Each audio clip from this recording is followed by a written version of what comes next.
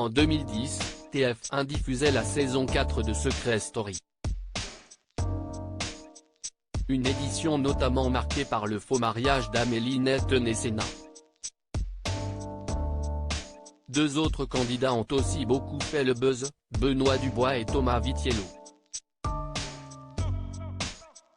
Ce dernier est d'ailleurs de retour sous le feu des projecteurs puisqu'il a accordé une interview à Samzira. L'occasion de faire une grosse révélation sur son aventure.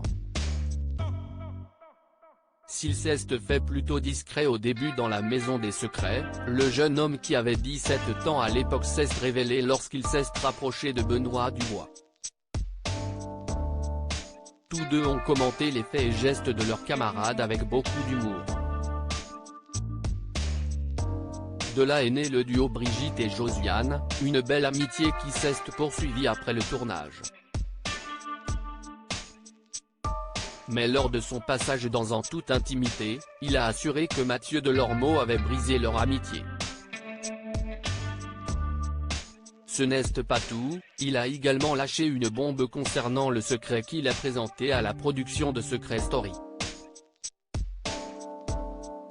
Tout était faux. Thomas Vitiello a confié que c'était son meilleur ami de l'époque qui l'a incité à s'inscrire au casting de l'émission de télé-réalité présentée par Benjamin Castaldi. Jamais il n'aurait pensé qu'il allait taper dans l'œil de la production, mais son secret a fait la différence. Rappelons que l'intitulé était « Je suis né hermaphrodite ». Un terme qui n'était pas approprié car, comme le charmant Brun l'a souligné, hermaphrodite, c'est pour les animaux. Pour les êtres humains, on dit intersexué, a-t-il précisé. Puis, il a révélé, ce n'était pas mon secret. Je vais vous dire la vérité aujourd'hui. Je ne suis pas né hermaphrodite. Je suis né un garçon. Tout était faux. Je n'ai jamais été intersexué.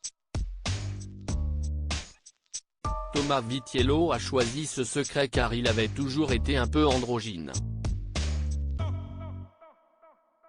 On s'est dit, qu'est-ce ce qui va faire qu'ils vont tilter sur mon profil? Parce que forcément, il va y avoir 1 million de gens. On s'était dit que jamais ça n'irait jusqu'au bout, a-t-il déclaré. Et pourtant, il a été rappelé par la production et a donc décidé de mentir pour faire le programme.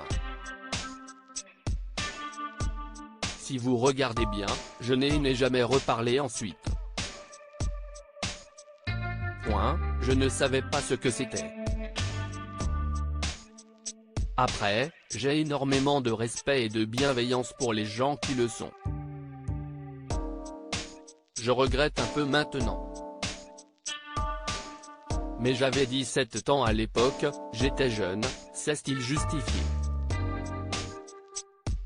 Des déclarations qui devraient faire réagir.